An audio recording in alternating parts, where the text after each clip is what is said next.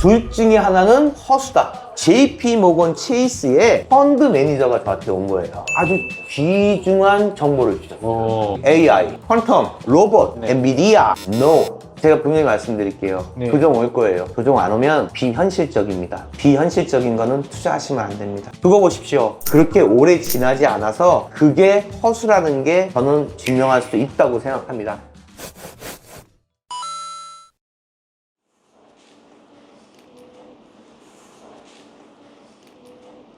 지금 좀 아이러니한 게 있어요. 그게 뭐냐면은 미국 나스닥, 다우지수, S&P 사상 최고가가 될 정도로 거기도 랠리를 해요. 이상하다. 네. 지금 현 상황이 호황인가? 아니면 불황인가? 네. 감이 없어요. 네. 근데 중요한 건 있어요. 둘 중에 하나는 허수다.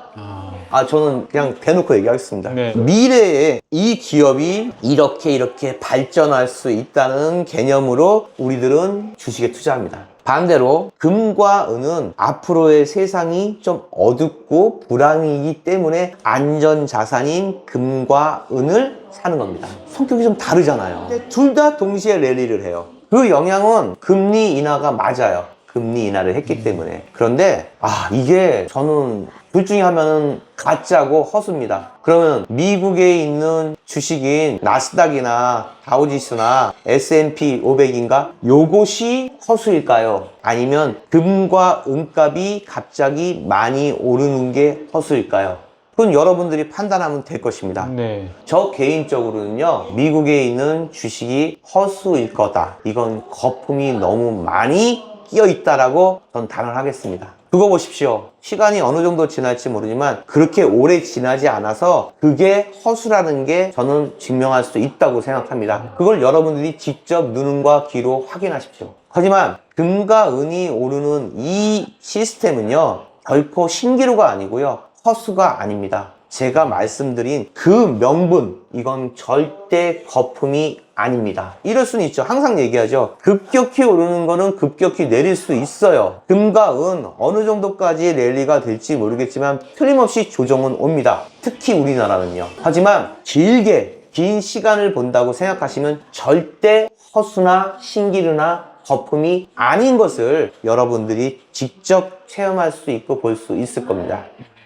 얼마 전에 제가 뭐 자랑을 해야 되나 생각하는데요. 요즘에는 외국에도 많이 오시고요. 좀 유명하신 분들도 좀 오시고요. 네. 경제 쪽이나 뭐 이런 쪽, 문화 쪽으로도 좀 아시는 분들도 저희 매장에 오십니다. 근데 어느 날 갑자기요, 어떤 분이 왔어요. 동양인이어서 저는 뭐 한국 사람처럼 안녕하세요 뭐 이렇게 했는데 제 유튜브를 보고 왔다는 거예요. 그래서 제가 이제 건방을 떨었죠. 네. 예, 그렇게 유튜브 보고 오시는 분 많습니다. 딱 이렇게 했어요. 네. 근데 그분이 미국에서 왔대요. 미국 뉴욕에서 왔다고 하더라고요. 근데 그분이 재미교포인데 제가 항상 얘기했던 JP 모건에서 왔어요.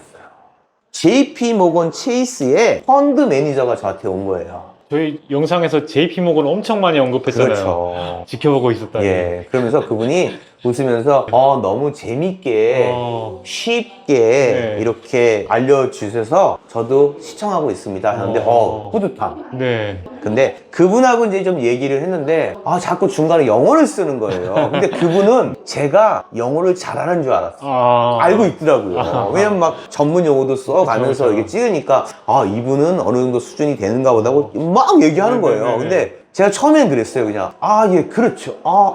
예, 알아듣죠. 이렇게 했는데 네네. 점점 용어를 쓰고 영어가 네네. 좀 빨리 얘기하니까 그래서 제가 중간에 스톱을 했어요.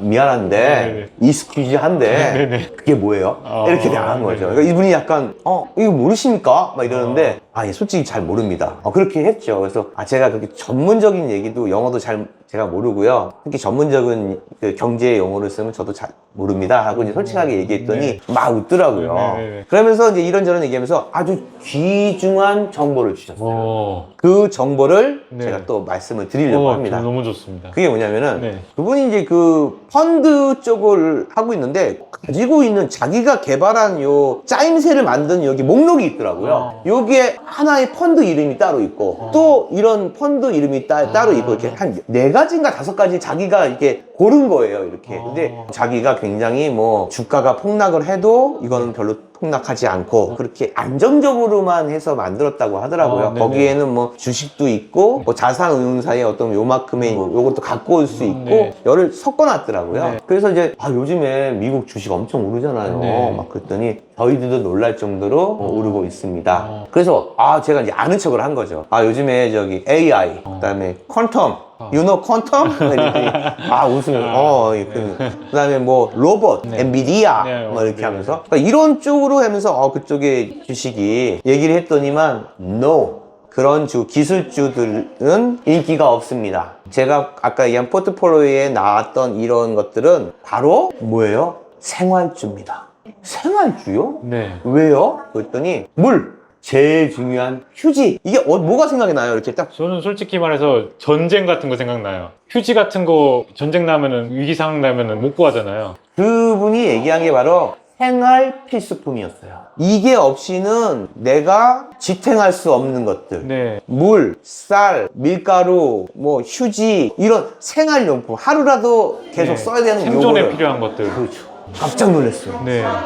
아니 이렇게 호황이고 네. 나스닥하고 이렇게 많이 올라가는데 네. 왜 갑자기 그런 쪽으로요? 그랬더니 자기네는 그렇게 예측을 하고 있대요.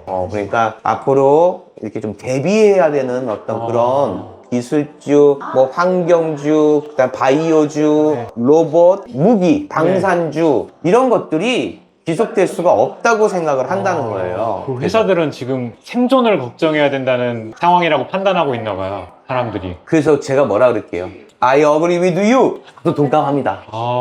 저도 그 생각을 했습니다. 네. 그랬더니 그래서 저랑 잘 맞네요 라고 얘기를 했어요. 그분 이거 지금 보고 계실 거예요. 틀림없어요. 저 네네네. 계속 보고 있다고 하니까. 네네네. 그래서 환경이 지금 이렇게 가고 있구나 이런 생각도 해봤는데요. 너무 즐거운 시간이었어요. 그러니까 우리가 어떤 거에 깊숙이 빠지지 말고요. 네. 한 발만 뒤로 나와서 세상 돌아가는 것을 좀 볼 수 있는 여유가 필요할 거라고 생각을 합니다. 예. 우성 씨, 제가 아까 네. 그랬죠? 지금은 금값과 은값을 올리는 주범이 기관이다. 이 월스트리트에는 길고 날고 헤엄치고 하시는 분들이 있어요. 네. 이분들은 보통 분들이 아니거든요. 그 월가에요. 굉장히 유명한 분이 계세요. 그분 이름이 뭐냐면 마이크 윌슨.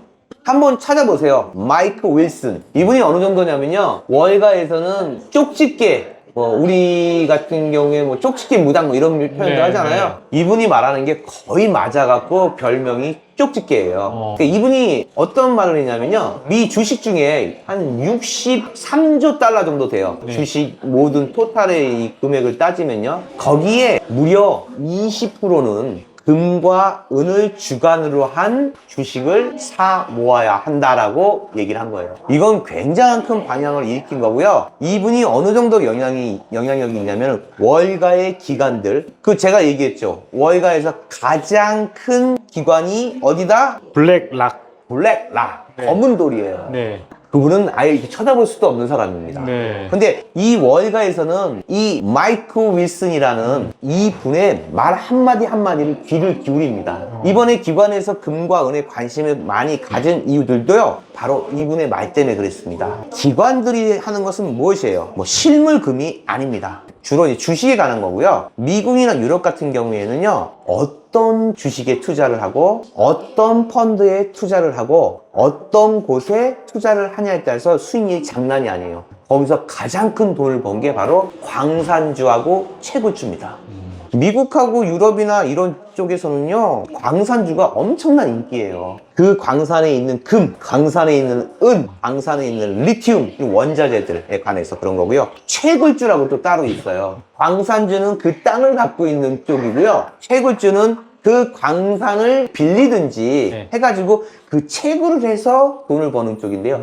둘 다 대박이 난 겁니다. 근데 이런 말을 하면 좀 그렇겠지만은 우리나라는요, 광산주, 자원주 하면은 거의 95%가 사기였습니다. 그래서 우리나라 분들은요, 광산주, 자원주, 채굴주라고 하면요, 일단은 의심합니다. 그래서 우리나라는 성공 못해요. 하지만 선진국에 있는 모든 나라들은요, 지금 광산주, 채굴주가 열풍입니다. 그 원인이 뭐겠습니까? 바로 금과 은이 올라서입니다. 금과 은이 올랐기 때문에 채굴하는 비용이 상대적으로 줄어든 겁니다. 그래서 좀 어려운 곳에 있는 곳, 하기 힘든 곳까지 이제 채굴을 시작하는 거죠. 왜? 금값이 올랐으니까 채굴비보다 이 금값이 훨씬 더 비싸졌으니까 캐는 겁니다. 세계는 지금 이렇게 돌아가고 있어요. 그리고 또 한 분이 계세요. 제프리 건들락이라는 사람이 있어요.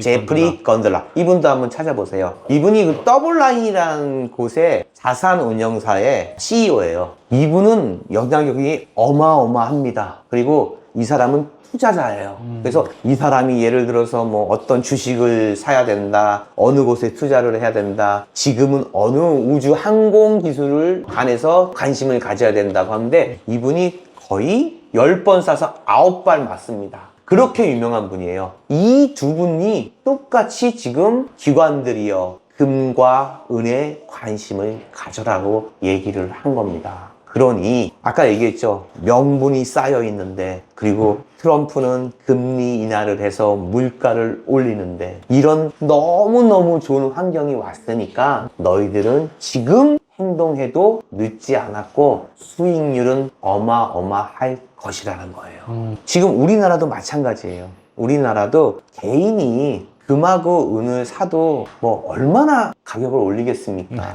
외국도 마찬가지예요. 개인이 얼마나 많이 산들 금값과 은값을 올리겠습니까? 지금 미국 같은 경우에는 공매도도 막 치면서까지 금값과 은값을 개인들과 분리해서 기관들이 장악하고 있단 말이에요. 우리나라도 지금 마찬가지입니다. 우리나라도 개인이 어느 정도의 금과 은을 사들이는 거고요. 우리나라도 기관이 움직이는 거랑 마찬가지입니다. 이건 놀라운 사실이에요. 자, 금과 은을 삶에 있어 우리나라, 외국, 특히 미국에서 기관들이 움직이고 있다. 게임 끝.